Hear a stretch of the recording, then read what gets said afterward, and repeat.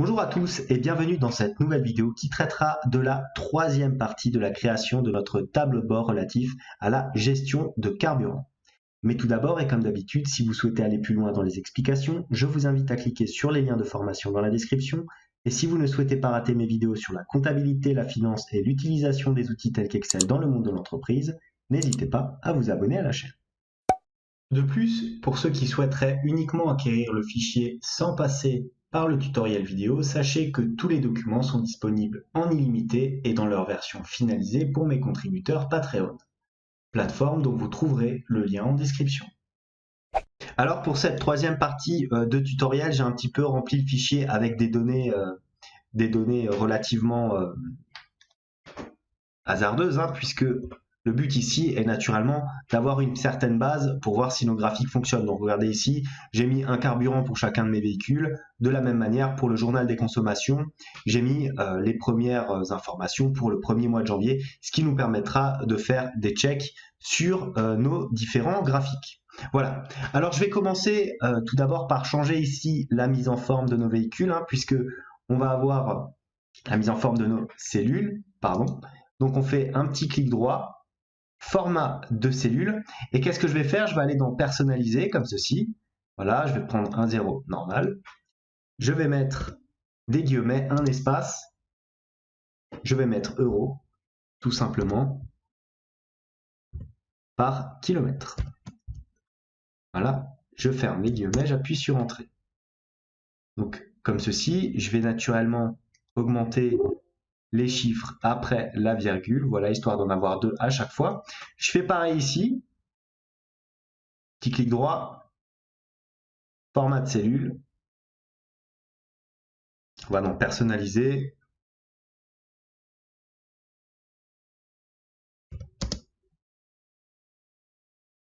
pareil, on est euros par kilomètre.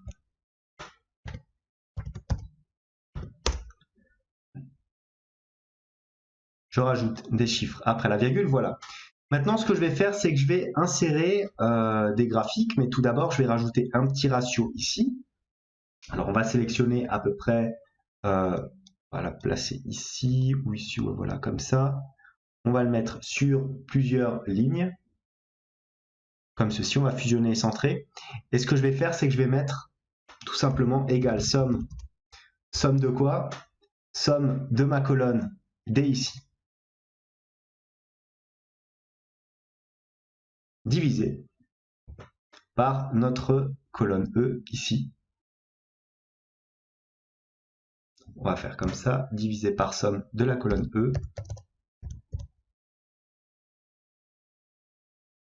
Voilà, on ferme la parenthèse, on appuie sur Entrée. On est sur du 0,25 € par kilomètre. Donc là, pareil, je vais changer un petit peu le format de ma cellule. Guillemets, espace, euros par kilomètre. Voilà.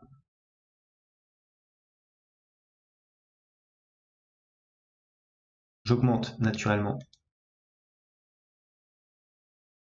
Voilà. Donc on est relativement bien. Une fois qu'on a fait ça, maintenant on va établir différents graphiques qui vont donc nous permettre d'observer la consommation par véhicule. Donc on va sélectionner ici les deux champs. On va dans, je vous propose insertion tout simplement. Insertion, graphique. Je vous propose naturellement les barres comme ceci, les barres en 2D. Vous voyez ce qu'il va nous proposer. Voilà, on va changer éventuellement notre sélection des données. Voilà, donc je vais ajouter une valeur à ma série. Donc qu'est-ce qu'on va mettre? On va mettre ici l'ensemble des informations. Donc on est sur du 1, 2, 3, 4. On appuie sur OK. On a les différents véhicules. Oui, on appuie là, voilà. On double-clique sur notre série.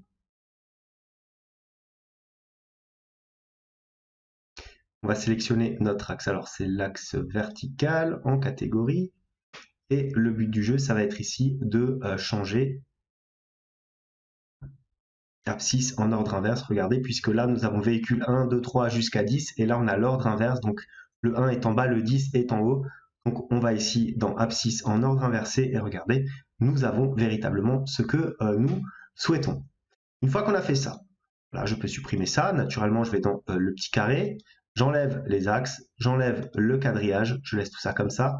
Je fais en sorte que ça prenne bien la totalité de ma page, voilà, comme ça. Comme ça. Je double-clique sur les différentes barres. Alors, qu'est-ce que je vais faire? Je vais changer les dispositions. Alors, si je mets 30%, ça va me faire comme ça, voilà. On met naturellement en forme à chaque fois notre graphique de la meilleure façon qu'il soit.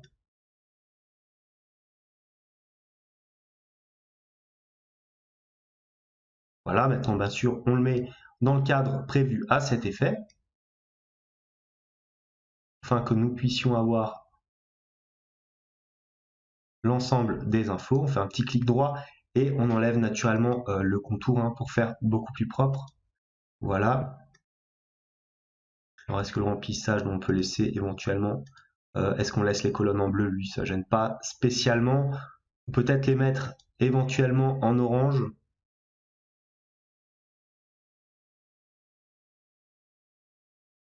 Voilà, comme ceci. Donc voilà, vous avez votre premier graphique. Maintenant, vous avez un petit peu compris les façons de faire. Donc, on va faire un petit CTRL-C, CTRL-V, tout simplement. Et dans ce nouveau graphique, qu'est-ce qu'on va faire? On va tout simplement, au niveau de la sélection des données, on va modifier. Donc, modifier. On était quoi? On était sur de la colonne C. Donc là, maintenant, on enlève. Et on est sur notre colonne G. Voilà, comme ceci. On appuie encore sur OK. Voilà. On sélectionne du orange, là encore, comme ceci. Et naturellement, on va le placer dans l'espace prévu à cet effet. Là, on augmente aussi un petit peu la taille de cette colonne, histoire de voir un petit peu.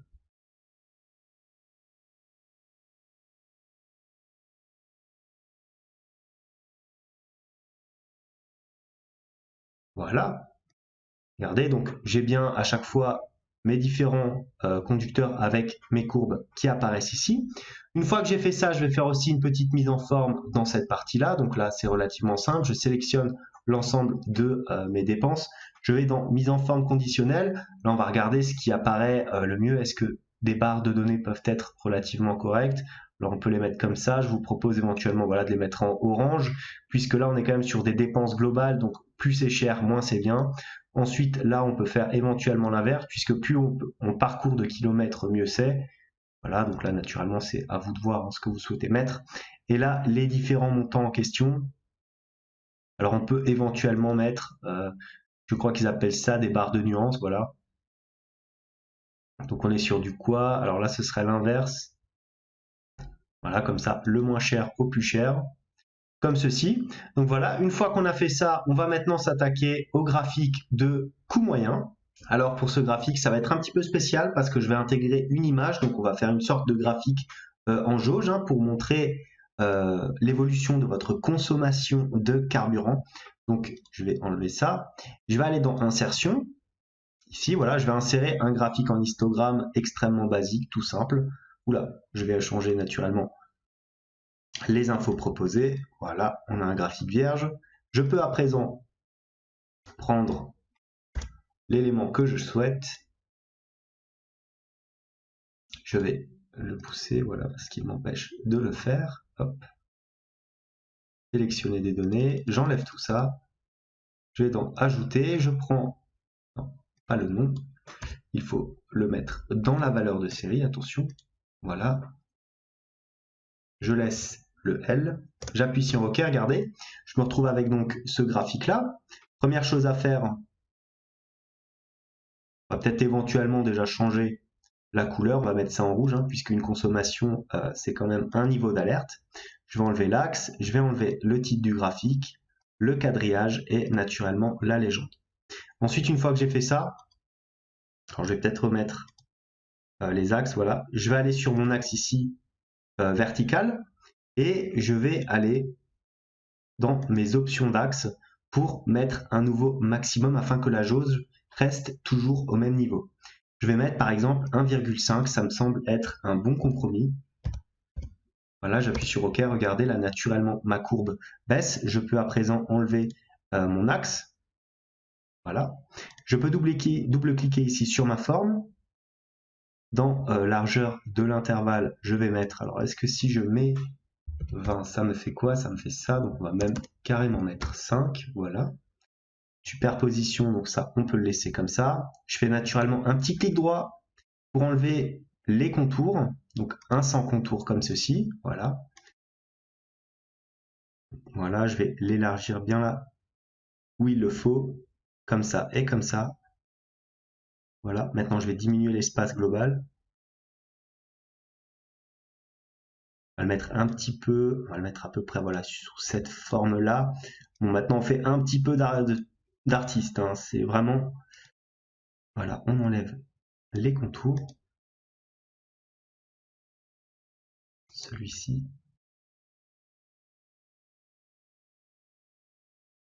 Voilà. Une fois que j'ai ça, je le place dans l'espace prévu à cet effet, regardez. Petite astuce. Voilà. Je diminue l'espace, je fais en sorte qu'il se place bien là où je le souhaite. Je peux éventuellement monter. Maintenant, qu'est-ce que je vais faire? Je vais rapatrier une petite image, donc CTRL-C, CTRL-V, vous allez pouvoir chercher naturellement l'image que vous souhaitez. Donc on va faire un CTRL-V, regardez, et je vais superposer cette image tout simplement au-dessus de mon petit graphique. Alors, où je diminue un petit peu sa largeur. Voilà. Là maintenant, je l'empile de cette manière-là, vous voyez. Voilà. Comme ça, plus votre consommation va augmenter, plus votre petit indicateur comme ça va se remplir.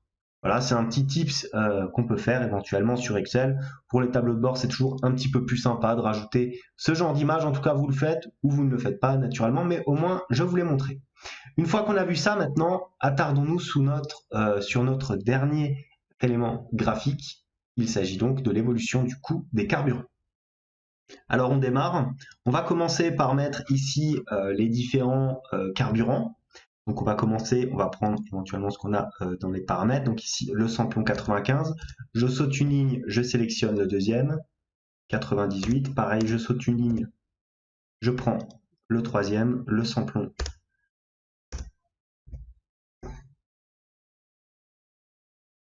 Le superéthanol et enfin le gasoil. Voilà. Ensuite, j'attaque ma première fonction. Alors, fonction qui va se traduire via une somme prod, comme ceci. On ouvre deux fois les parenthèses. On va sélectionner dans notre journal de consommation, on va sélectionner quoi? On va sélectionner la colonne E, comme ceci, donc jusqu'à la ligne 100. Est égal à quoi? Est égal à votre cellule ici, 23. On ferme notre parenthèse. On multiplie parce que c'est une fonction matricielle. On va chercher donc le mois en question. Donc, on rapporte la fonction mois. Mois de quoi? Mois de notre journal de consommation et naturellement de notre colonne de date. Voilà. Là encore, je ferme donc ma parenthèse. Est égal à quoi? Comme je souhaite que ma formule puisse se déplacer dans mon fichier Excel, je vais donc rajouter colonne, comme ceci, moins 1. Je ferme donc ma parenthèse et enfin, dernière matrice, j'ouvre ma parenthèse. Je vais sélectionner ici. Alors ça va être ma colonne H, le tarif du plein, comme ça jusqu'à la colonne 100, jusqu'à la ligne 100, pardon. Et je ferme normalement deux fois ma parenthèse. J'appuie sur Entrée et je me retrouve avec 200 €. Alors, est-ce qu'au mois de janvier, nous avons bien 200 € de dépenses pour du samplon 95? Donc, janvier, on a samplon 95, 55. Janvier, on n'est pas, si on est encore sur du 85, donc on serait sur du 115. Et enfin, on a ici 85, donc on est bien sur du 200. Maintenant, afin de pouvoir déplacer ma formule comme je le souhaite, je vais naturellement figer l'ensemble de mes matrices comme ceci. Voilà. Alors, je peux figer ça aussi, comme ça, comme ça, comme ça, comme ça. Voilà, donc maintenant, l'avantage, c'est qu'on peut faire un petit copier, coller formule. Voilà, naturellement, on va sélectionner tout ça en euros. Hein. Voilà. On peut maintenant aussi copier cette formule. Alors, est-ce que si je fais comme ça va pas me poser des problèmes? Je vais regarder. Copier, coller. Est-ce qu'il va me déplacer les formules? Non, on reste sur du E, du H, donc c'est cohérent. Voilà. Par contre, naturellement, on change le 23 ici en 25. Voilà, tout simplement. Donc, on est à 180 euros. Et un petit clic droit copier.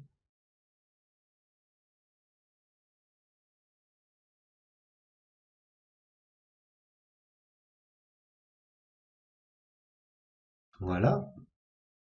Là, on fait pareil. Hein. Vous avez compris maintenant le principe, étant donné qu'on a bien figé notre cellule, on a juste à changer le critère de référence afin de pouvoir, donc là, on passe de B25 à B27.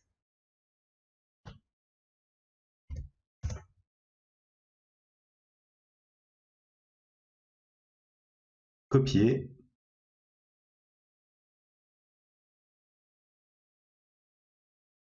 Voilà, on se place naturellement en euros. Encore deux fois, copier-coller. Toujours un petit peu long à mettre en place, mais une fois que ça l'est, c'est bien figé et normalement, ça ne bouge plus. Donc là, on est sur du 29, comme ceci. CTRL-C, CTRL-C ici, voilà. Et on copie notre formule. Voilà, on met tout ça en euros. Là encore, en euros. Encore une fois, CTRL-C, CTRL-V. On change, on se place là sur du... Alors, on était sur du G29, donc là, on est normalement sur du G31. Voilà, clic droit, copier. Et on colle sur toute la ligne. Voilà. Comme ça. Alors, une fois qu'on a fait ça, maintenant, il ne nous reste plus qu'à mettre notre graphique en question. Donc, pour ce faire, je vais insérer... Alors, est-ce qu'on va insérer un graphique comme ceci? Oui, on peut en mettre un. On va mettre une petite courbe. Je propose une courbe.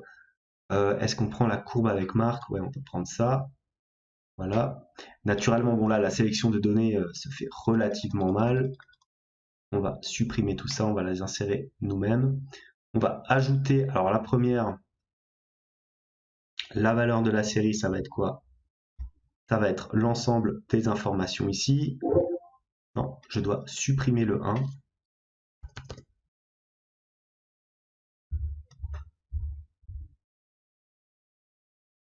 Voilà. Le nom de la série, alors c'est très simple, c'est samplon 95, hein, vous avez compris.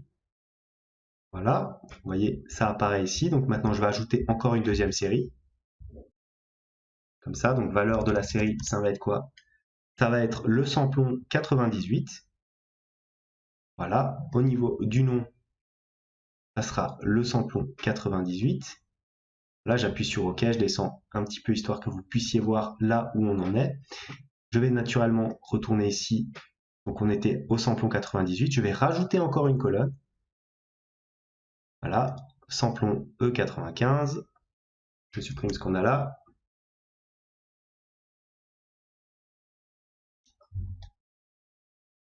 J'appuie sur OK.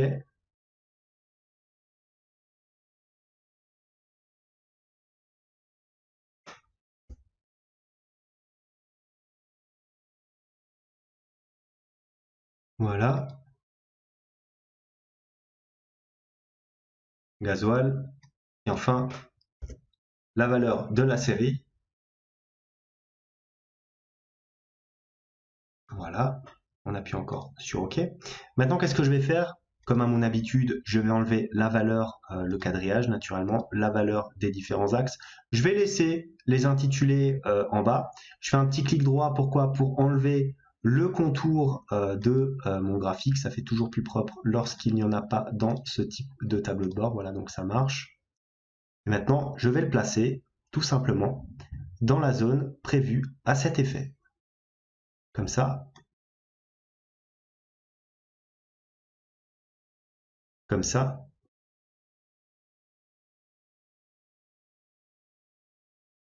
Évolution du coût des carburants. Qu'est-ce que je fais? Je tire naturellement tout ça. Comme ça. Et de l'autre côté, pareil. Voilà. Et voilà donc notre graphique mois par mois en fonction de l'évolution du coût des carburants. Voilà donc notre fichier maintenant complet, notre tutoriel terminé. J'espère que cette vidéo vous a plu, vous a permis de conclure l'ensemble de votre fichier. N'hésitez pas à me mettre un like si cette vidéo vous a plu. N'hésitez pas aussi éventuellement à vous abonner à la chaîne. En tout cas, moi je vous dis merci et à bientôt pour une nouvelle vidéo.